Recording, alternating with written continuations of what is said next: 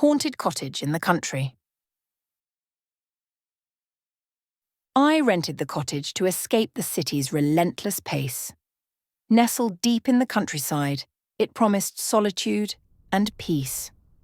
A quaint, old-fashioned charm graced the place, with vines crawling up the sides and a small, picturesque garden out front. It seemed perfect for a few weeks of serenity.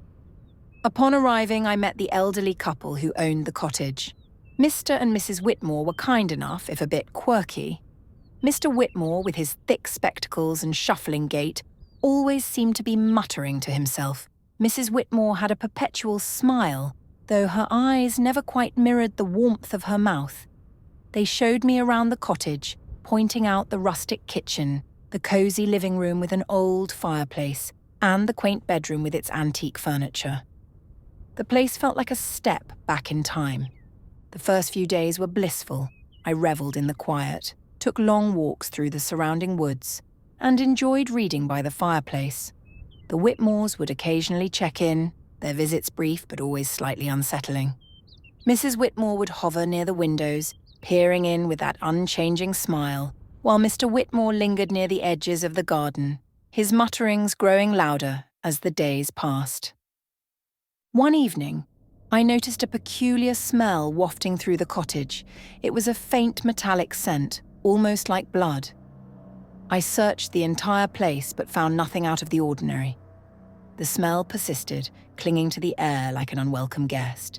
It was then that I began to feel a sense of unease creeping in, like cold fingers brushing against my spine.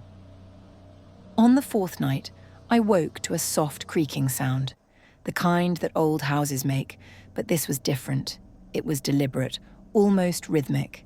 I lay still, my heart pounding, straining to hear.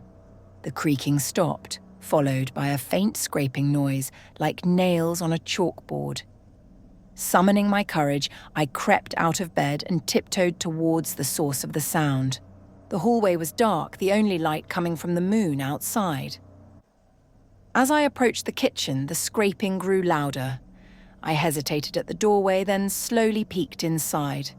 There, in the dim light, I saw Mr. Whitmore hunched over the table, his back to me. He was carving something into the wood surface, his movements slow and deliberate. I retreated silently, my heart racing. Back in my room, I locked the door and tried to calm my racing thoughts. What was he doing? Why in the middle of the night? The questions swirled in my mind, but sleep was elusive.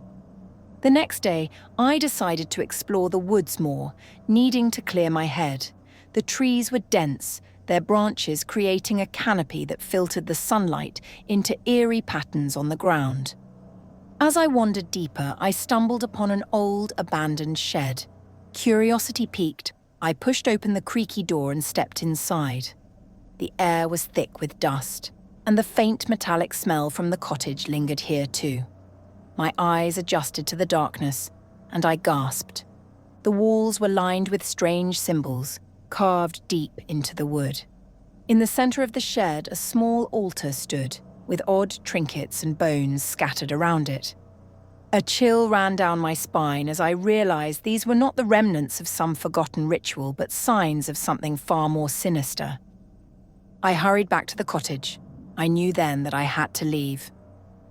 With the setting sun, I gathered my things and hurried to my car.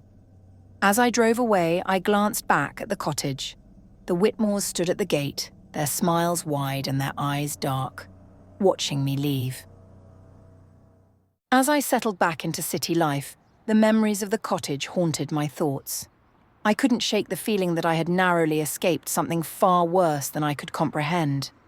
Weeks passed, and the eerie experiences began to fade, replaced by the familiar hustle and bustle of urban living. One rainy evening, a letter arrived at my apartment. The envelope was unmarked, and the handwriting on the address was spidery and old-fashioned. With trembling hands, I opened it. Inside was a single sheet of paper yellowed with age. The message was brief but chilling.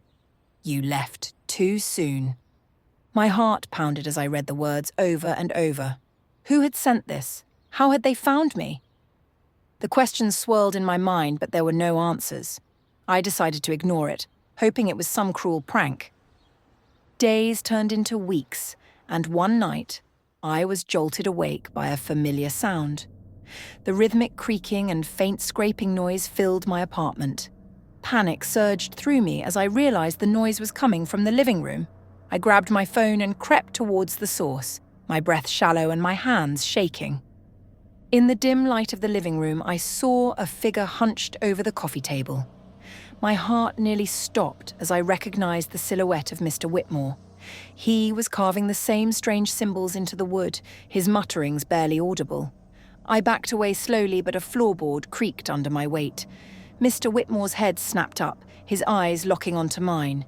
They were empty, hollow, and devoid of any humanity. I turned and fled, locking myself in the bedroom. My mind raced as I tried to make sense of the impossible. How had he found me? What did he want? The noises persisted throughout the night, but when morning came, the apartment was silent. I cautiously emerged from my room, half expecting to see Mr. Whitmore still there. But the living room was empty, save for the carved symbols on the coffee table. I discarded that coffee table the next morning. Months passed without another incident, and I tried to rebuild my life. Therapy sessions helped me process the trauma, but the sense of being watched never fully left me. I found a new apartment and attempted to settle into a routine, but the faintest creak or unexpected shadow would make my mind play tricks on me. One evening, I was browsing through old photographs on my computer when I stumbled upon a folder labeled Cottage. I can't recall I ever took any photos from my time there. My fingers trembled as I opened it. The images were indeed from my time there, pictures of the garden, the quaint rooms, and the surrounding woods. But one photo caught my eye. It was a picture of the kitchen table, taken before the carvings appeared. In the background, reflected in the window, was the unmistakable silhouette of Mr. Whitmore. I slammed the laptop shut, my heart pounding. How long had they been watching me? What did they want? The questions resurfaced, more urgent than ever. I decided to dig deeper, to uncover the truth behind the Whitmores and the cottage. I contacted the local historical society, hoping to find records or stories about the cottage and its owners. The archivist, a kind woman named Margaret, agreed to help. She invited me to visit the archives, located in a small, unassuming building near the town centre. Margaret led me to a dusty room filled with old documents and ledgers. We spent hours sifting through the records, piecing together the history of the cottage. What we discovered was chilling. The cottage had once belonged to a family named Whitmore, but they had vanished mysteriously in the early 1900s. According to local legends, the Whitmores were rumoured to have dabbled in dark rituals, seeking immortality through forbidden means. The villagers had grown wary of them, and one night, the entire family disappeared without a trace. The cottage had changed hands several times since then, but strange occurrences and disappearances plagued its history. Margaret showed me an old newspaper clipping from 1923. It reported the sudden disappearance of a young woman who had rented the cottage. The eerie part was the description of the events leading up to her disappearance: strange noises, a metallic smell, and sightings of the Whitmore's ghosts. My blood ran cold as I realised the parallels to my own experience. The Whitmores were not just spirits bound to the cottage, they were actively seeking something, or someone, to fulfil their dark purposes. Determined to end the haunting, I decided to return to the cottage one last time. I gathered supplies, salt, candles, and a few protective charms I had researched. Margaret insisted on coming with me, offering her support and knowledge of the occult. We arrived at the cottage as dusk settled. The air was thick with tension, and the familiar metallic smell greeted us. We set up a protective circle in the living room, lighting candles and sprinkling salt around us. Margaret began chanting a cleansing ritual, her voice steady and strong. The atmosphere grew heavy and the temperature dropped. Shadows danced around us and the faint creaking and scraping noises filled the air. Suddenly, the Whitmores appeared. their forms more solid and menacing than ever. Mrs. Whitmore's smile was gone, replaced by a look of pure hatred. "You should have stayed away," she hissed. Mr. Whitmore's eyes glowed with a malevolent light as he advanced towards us. Margaret continued chanting, her voice unwavering. The candles flickered, and the shadows seemed to writhe in agony. I held my ground, clutching a protective charm, my heart pounding in my chest. The Whitmores reached the edge of the protective circle, but they couldn't cross it.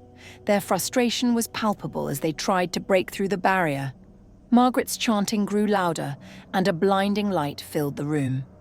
With a deafening roar, the Whitmores vanished, their forms dissipating into the air. The metallic smell faded, and the oppressive atmosphere lifted. The cottage was silent, the haunting presence gone. Back in the city, I finally felt at peace. The nightmares faded, and the sense of being watched disappeared. The cottage, once a place of nightmares, became a distant memory. I had faced my fears and emerged stronger, a survivor of a haunting that would forever remain a chilling tale.